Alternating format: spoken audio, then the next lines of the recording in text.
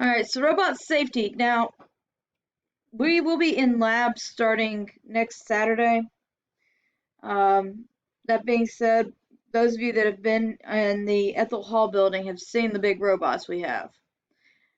These robots can weigh a whole lot. They can weigh over 2,000 pounds, and most of their body is made of cast iron. It's not a lightweight device. Um, and we'll talk about some of the perils of programming here after a while. But there's a reason we have rules and stuff when it comes to robots and what we do with them. So we have what's called ANSI, or the Robot Industry Association. Both of them set standards for manufacturers of robots. And that's just to kind of keep everybody safe whenever you're having to run them.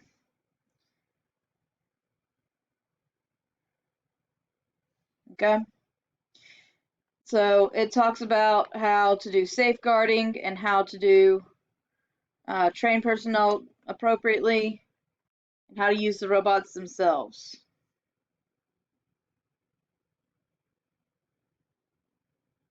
Any questions so far? Everybody should be familiar with OSHA. OSHA is probably the most prevalent oversight committee out there. It stands for Occupational Safety and Health Administration. They have their own set of rules that are supposed to keep employees safe. But the first thing you should always do before you start looking at either getting a robot or you're the one trying to sell the robot is you've got to perform what's called a risk assessment. Okay. Got to make a risk assessment.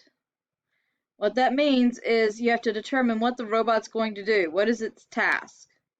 Where are you going to put it? Where's the square footage you're going to use to give this guy his own space? You need to learn about the startup and programming procedures because that can affect how you're doing things. What are normal modes of operation? There are, and we'll talk more about that later. Possible malfunction and corrective actions you should be able to take, and what kind of energy hazards you will have.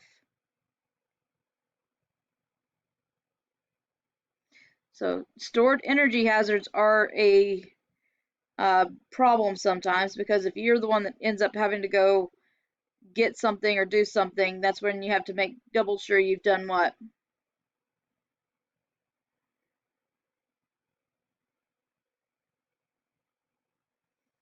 What's the biggest thing you should do before you ever work on equipment?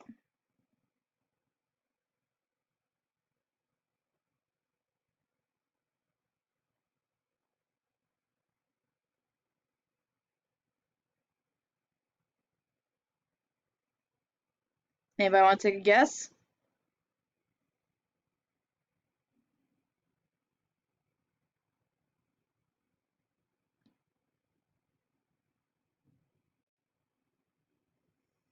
The thing you should always do before you work on equipment is what's called lockout tagout, guys. Lockout tagout is exactly what it sounds like. That means that whenever you're working on a piece of machinery, you turn it off and lock it into the off position. You make sure any and all stored energy hazards are let loose, so that whenever you go back in, you're gonna have to repressurize or re-electrify everything, but it means that you, the technician, won't end up hurt because of it. Does that make sense?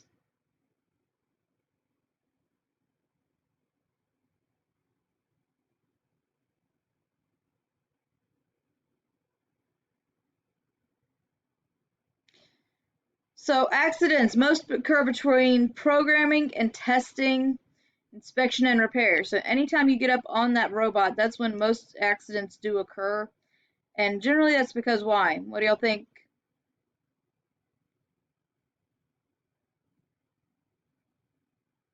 Why do most accidents occur on or near the robot?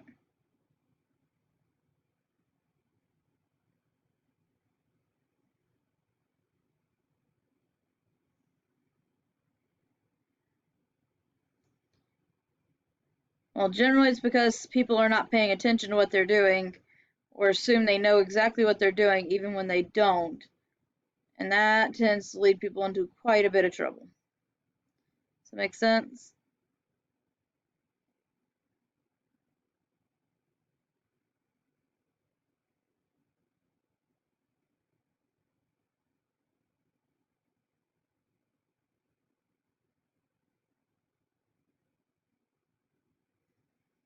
So the type of accidents you can have is you can get caught by something. It can hit you real hard. You can be pinned by something, or you can be flung. And if you don't think you can fly, this robot can make you fly if you aren't careful around it and give it the proper respect it deserves. This thing can pick you up and throw you like a baseball across the room. And believe you me, when you get up from that, you're not a happy camper. Does it make sense?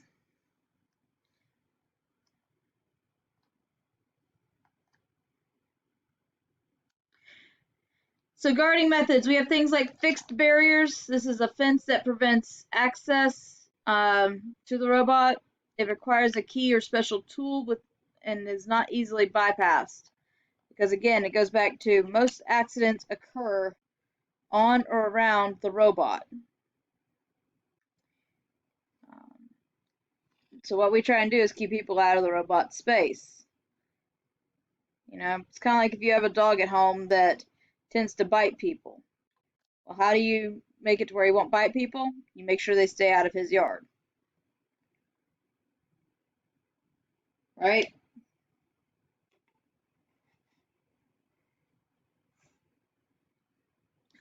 So we also have interlocked barriers. This is a gate equipped with interlocks. So when a gate is open, all equipment stops. Basically, this is a latch that is an emergency stop as well.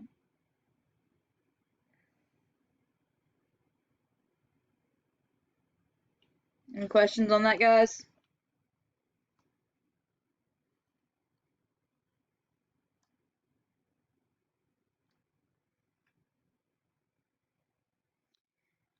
So here you see safety barriers. So you see the big thing right here that says do not enter without key switch. This is a very common way of sitting there saying don't enter here because it's dangerous. That's what you're trying to do is keep people from being injured while they are either working on something or they happen to be in a place they're not supposed to be. All right.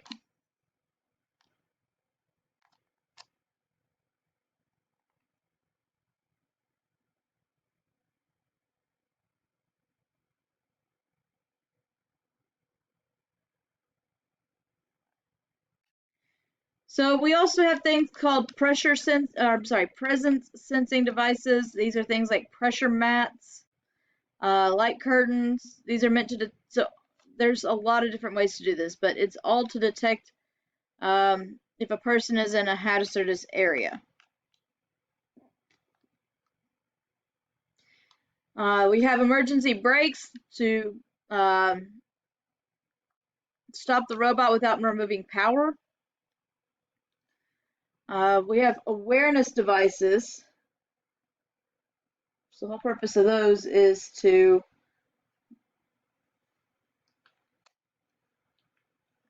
create a safe perimeter because you can't not unsee it. We also have warning systems, but we don't use those alone. We typically use those in tandem. That is where if you enter the area, it goes beep, beep, beep, beep, beep, or it will just stop overall and so that it cannot continue movement, thus keeping whoever decided to enter the cage safe, relatively.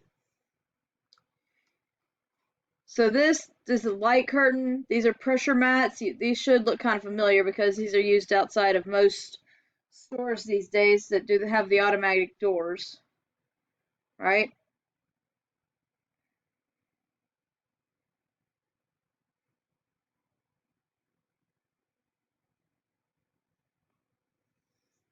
And then these are interlocks.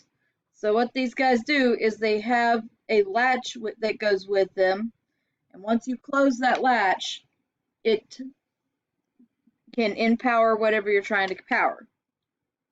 However, when you pull the match from this little lock side, that's whenever your E-stop will be hit and everything comes to a halt.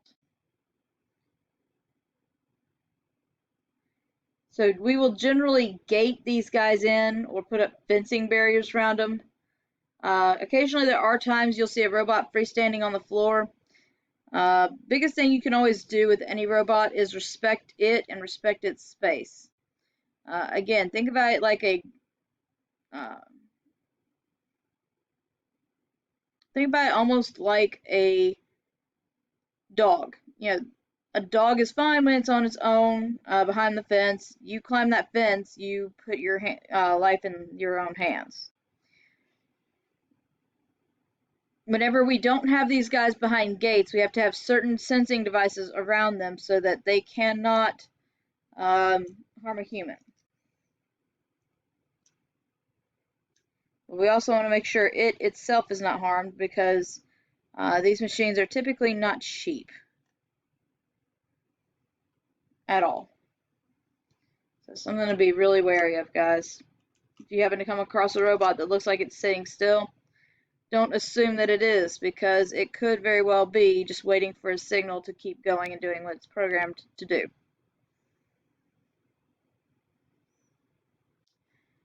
So all the safeguards, generally you won't see this many safeguards plastered all over something like this. The ones I know are used quite frequently are light curtains. Um, you might have some safety mats if you're having to get up close and personal with the robots. But you will see mostly metal barriers between you and the robot, and you will see a lot of light curtains between you and the robot. If the person that is designing the system decides that they need something even stronger, they can do that too.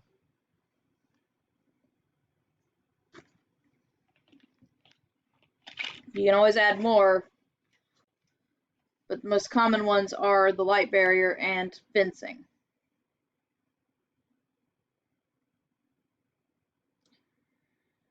So control devices, these are always located on the outside of the workspace of the robot. Needs to be clearly marked so it's obvious what they are, and you need to make sure it does not have accidental operation. So again, that goes back to anytime you work on a piece of equipment, what should you do?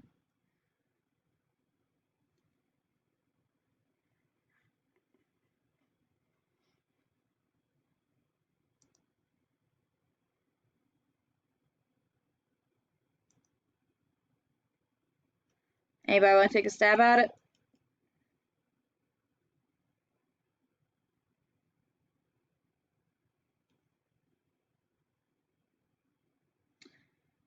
Anytime you go to work on anything, you should make sure you're locked out and tagged out and that that thing cannot move. You need to have e-stops everywhere you think you might need them, and that's simply because if that machinery starts doing something you know it's not supposed to do, you can immediately tell it to stop. E-stops override all other controls, and you also have portable programming devices that have to contain an e-stop, just so that whenever you're in the cage with the robot, you don't end up having problems from him.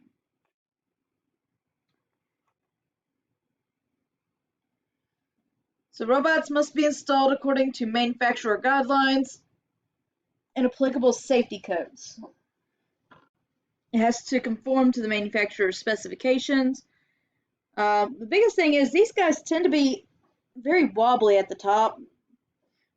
Generally, whenever you have these, they tend to be a little bit top heavy. So what we have to do is bolt them to the ground so that that top heavy robot can't fall over. Okay. And these guys do move fast and hard, so that makes it very easy for them, for their bolts to come loose.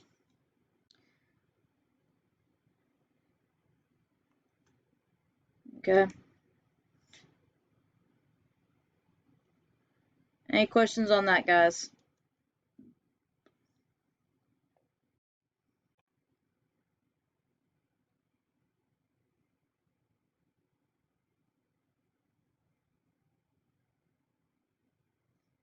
Any questions at all so far?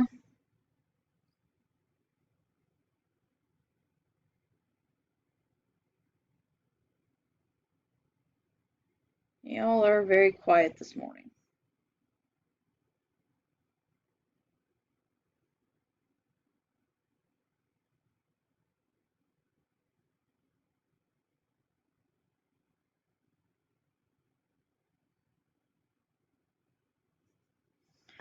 All right. So maintenance, you have to follow the manufacturer's schedule of this. You need to make sure you check down on everything. So that's safety equipment, connectors, terminations, communication, and a lot of other things. You need to make sure you are wary for electric shock hazards. Again, that's where lockout, tagout have to come in. And you need to worry about hydraulic and pneumatic problems as well, simply because hydraulics is fluid under pressure.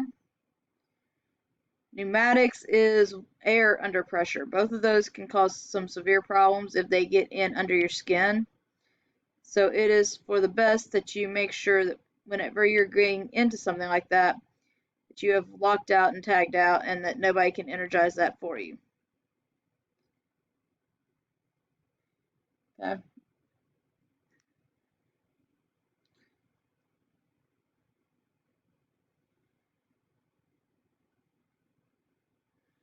So programming, when in teach mode, only programmers should have control of a robot and access to the cell.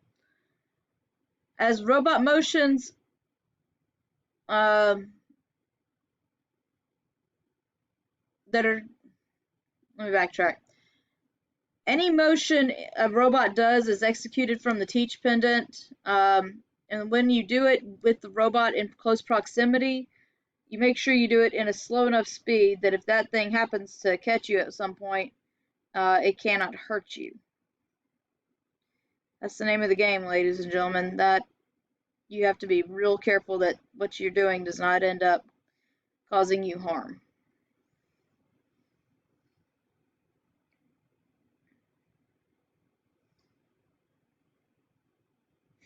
So here's a couple of examples of teach pendants. If you look, you see these different kinds of rows of numbers that are how you actually control the robot's individual segments.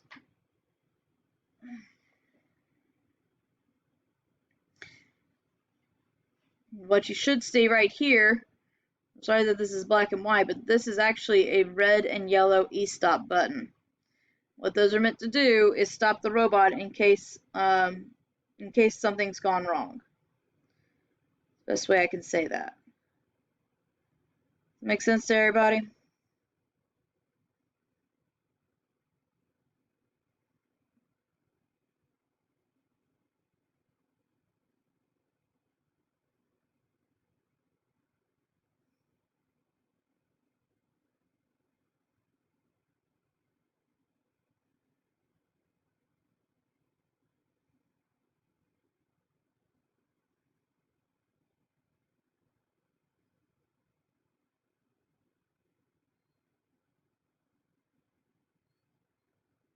Okay.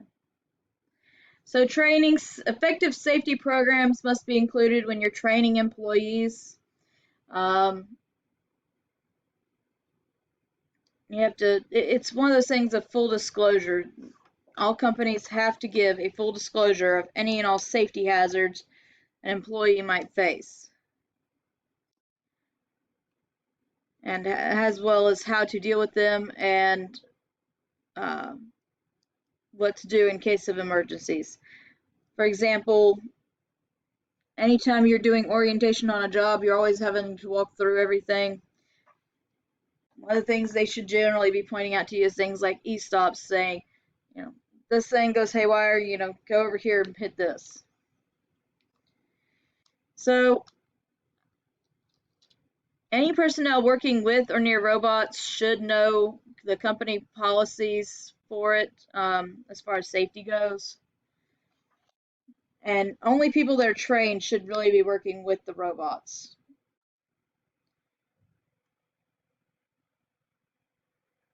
Okay. Working with the envelope. So again, the work envelope is also can be called the workspace. So one of the things you need to make sure you do is avoid any hazardous areas.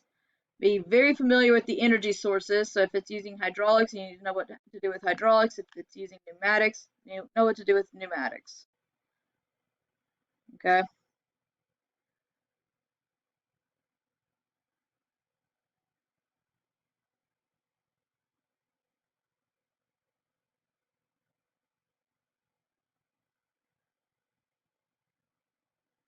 Any questions so far, guys?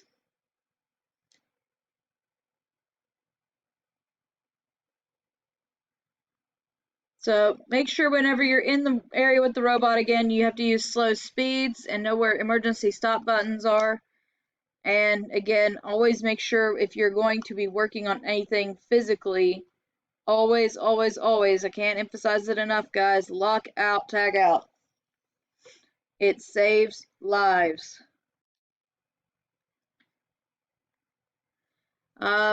You need to make sure you protect the robot, and that's because these guys are extremely large investments.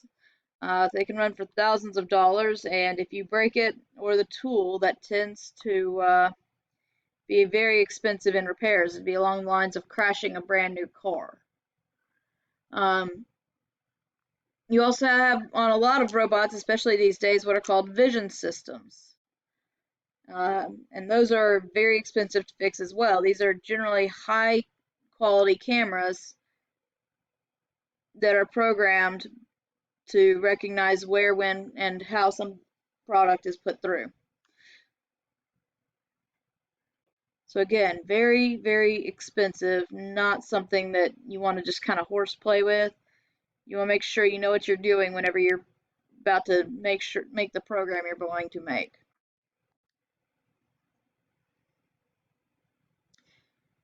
All right.